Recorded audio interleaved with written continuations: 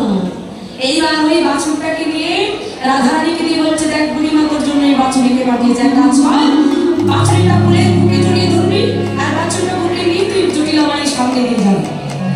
এবার আর দেরি না করে বাছুরিটাকে কোলে নিয়ে কি করলেন, আর দেরি করলেন না, ধরিয়ার সুবলের বেশ ওই বাছুরি কোলে নিয়ে যাচ্ছেন জটিলার সামনে। এখন এদিক আচ্ছা যেই না যাবে বলে রওনা করেছেন, সেই সুবল বেশে রাধারানী বাম পাটা আগে দিয়ে যায়। এই জন্য বলে জানিস তো, সব ভোলা যায়, স্বভাব কখনো ভোলা যায় না। নারী জাতির একটা বদ স্বভাব, এই বদ স্বভাব নয়, ওটা নিজস্ব স্বভাব। কি আচ্ছা, নারী জাতি যখন পথে চলে কোন পাটা আগে যায় না? হ্যাঁ, সামনে রাখা থাকে বলে বাম পাটা আগে যায়। বাম পা যদি আগে দিস, তোর ননদিনী কুটিরা যে চালা তোকে এক্ষুনি ধরবি। এক্ষুনি একটা কাজ কর, কি এই রন্ধনশালায় ডান পাটা আগে মানে দক্ষিণ পাটা আগে দিয়ে চলার চেষ্টা কর, যেন বাম পা আগে দিস না, ধরে ফেলবে কিন্তু। রন্ধনশালায় কিছুক্ষণ একটু পরীক্ষা নিরীক্ষা করে এবার রাধারানী দক্ষিণ পাটা আগে দিয়ে চলে যাচ্ছে জটিলার সামনে দিয়ে। এবার যেতে যেতে এখন মনে মনে চিন্তা করছি, বাবা রে বাবা, গোবিন্দ তুমি রক্ষা করো, জটিলা যেন কিছু না বলে, শাশুড়ি যেন আমার না ডাকে। এই মনে মনে বলতে বলতে যে আছেন, পিছন থেকে ডাক, এই শুনলা, চমকে উঠেছে রাধারানী, কারণ এখন তো সুবল নয়, সুবলের বেশি রাধারানী। হ্যাঁ মা, জল খেয়েছিস? হ্যাঁ। চলে যাচ্ছিস? হ্যাঁ, মানে যতটা কম কথা বলা যায়। এইবার জটিলা বলছে, শোন যাবি না, যাওয়ার আগে আমার একটা কথা শুনে যাবে। হ্যাঁ বলো। এবার জটিলা বলছে, শোন তোর ওই মরম শাখা আছে না, ছড়াটাই, হ্যাঁ গো ওই বলিস তো, দেখা হলে যখন তখন যেন বাঁশি বাজাই না, বাঁশি বাজিয়ে ব্রজবাসীদের একেবারে ঘুম নিদ্রা সব আরাম দিয়ে দিয়েছে, যখন তখন বাঁশি বাজে। তখন এই রাধা বেশি সুবল বলছি, জানো মা, ওই কানাইয়ের কাছে যখন আমি থাকি না, যখন আমি কাছে থাকি তখন বাঁশি বাজাই না, কিন্তু যখন আমি একটু দূরে যাই তখনই বাঁশিটা বাজাই। জটিলা বলছে, তাই বলছি? যদি সত্যি ভাই হয় তাহলে তুই কানের শব্দ ছাড়িস কেন? সব সময় তার সঙ্গে থাকবি, যেন বাঁশি না বাজায়। রাধারানী মনে মনে বলছেন, যাক সুযোগ পেয়েছি। এবার প্রকাশ করে বলছি, মা তাহলে তুমি আমাকে আশীর্বাদ করে দাও। কি আশীর্বাদ? শুধু এই জন্মে নয়, জন্মে জন্মে আমি যেন ওই কেড়ে ছড়া অর্থাৎ আমার কানাইয়ের সঙ্গে সঙ্গে জনম জনম যেন আমি তার সঙ্গে থাকতে পারি।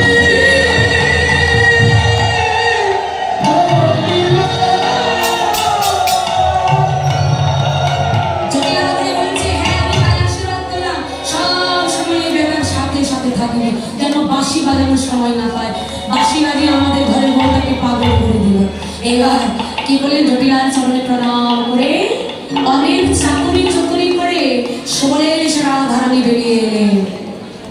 কোথায় যাচ্ছেন? এবার বেরিয়ে এসেছেন, কোথায় যাচ্ছেন না, এবার যাচ্ছেন সেই গোবিন্দের দর্শনের জন্য।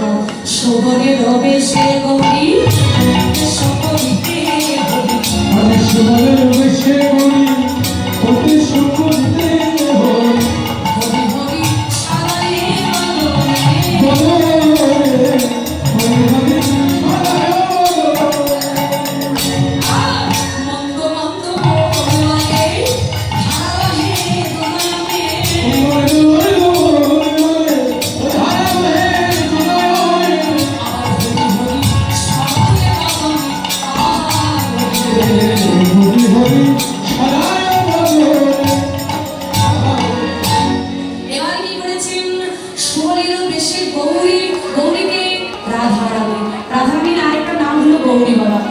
সুবলের বেশে গৌরী উদ্দেশ্য করিতে হরি উপনীত গহন কাননে, মানে ঘরের অতি হরিবল। যাই হোক মায়েরা, একটা নিবেদন করবো, আপনারা কেউ উঠবেন না, কেন আমি আপনাদের কাছ থেকে 2-4 মিনিট চেয়ে নিচ্ছি, এর মধ্যে আমি মেলাকে সম্পূর্ণ করবো। আর আপনারা কেউ উঠবেন না, কারণ কালকে অনেকেই উঠে গেছেন, এতে খুব কষ্ট পেয়েছি।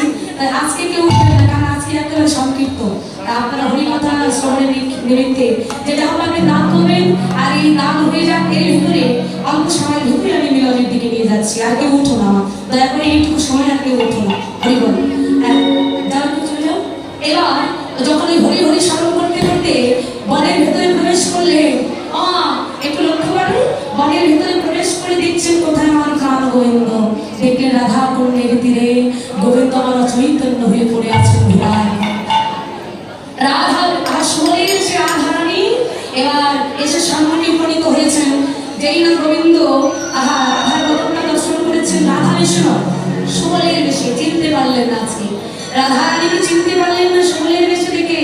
কেন বলেন, কখনো কখনো গোপীদের শুদ্ধ প্রেমের কাছে গোবিন্দ নিজে হেরে গেছেন, চিনতে পারেন না। এবার আজও চিনতে পারলেন না রাধারানীকে। না চিনতে পেরে সুবলকে ডেকে বলছেন, সুবল ও সুবল। ডাকিয়া সুবলকে কাছে নিয়ে বলছেন, সুবল যে কারণে তোকে আমি ওই জটিলা ভবনে পাঠালাম, বল বল কি হলো তার বিবরণ বল। এবার রাধারানী চিন্তা করছি, মা তাহলে কি গোবিন্দ আমাকে চিনতে পারেনি? চিনতে যখন পারিনি, আজকে গোবিন্দের সাথে আজকে আমার একটা ভালো কি বলবো একটা সুযোগ পেয়েছি, পরীক্ষা হয়ে যায়। এখন রাই আপন বধূ পাইয়া কহে ভঙ্গি করি, যাইতে নাইলাম আমি জটিলার মুড়ি। জানো গোবিন্দ, আমি না জটিলার ওই ভবনে যেতে পারিনি, কারণ ওটা খুব ভয়ের জায়গা, যাওয়া যায়। কোথায় গিয়েছিলিস? ভাবিয়া গেলাম আমি। এই যে শোন, আমি আরেকজনের কাছে গিয়েছিলাম। কোথায়? তোর আরেকজন নায়িকা, তার নাম কি?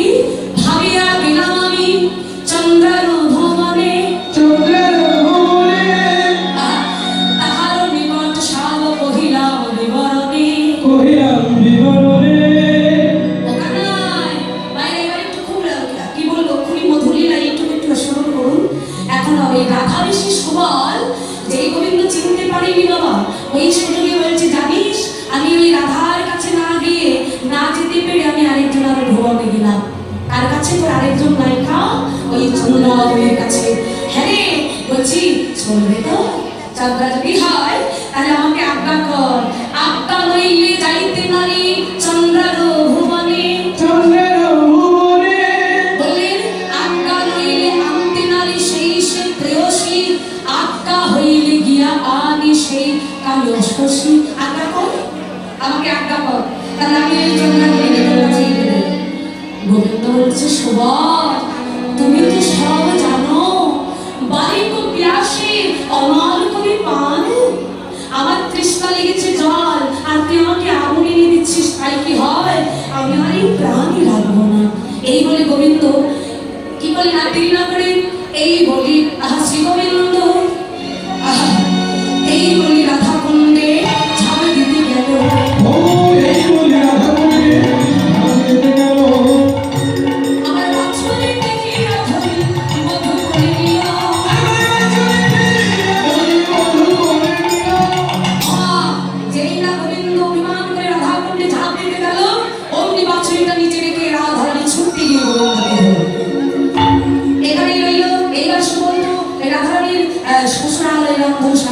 এবার কি করছে সবাই মনে মনে চিন্তা করছেন, হায় হায় আহা ওই রাধারানীর কথা স্মরণ করে ভাবছি, রাধারানী তো বৃন্দাবনী রাধাকুণ্ডে গোবিন্দের সঙ্গে মিলিত হয়েছে। এবার আমার দশা কি হবে? কি করে এই জটিলা ভবন থেকে আমি বেরিয়ে যাবো? বাবা যদি একবার ধরা পড়ি, জটিলা জটিলা যে মানুষ। এই কথা ভাবতে ভাবতে পূর্ণমাসী যোগমায়া ভগবতী বৃন্দা দেবী তিনি চিন্তা করলেন সকলকে রক্ষা করতে হবে। কানে আজ্ঞা করলেন, সেই আজ্ঞা পেয়ে আমার পূর্ণমাসী যোগমায়া বৃন্দা দেবী ছুটে গেলেন ওই জামাতে, অর্থাৎ জটিলার ভবনে গিয়ে বলছে, ও জটিলা, জটিলা। এবার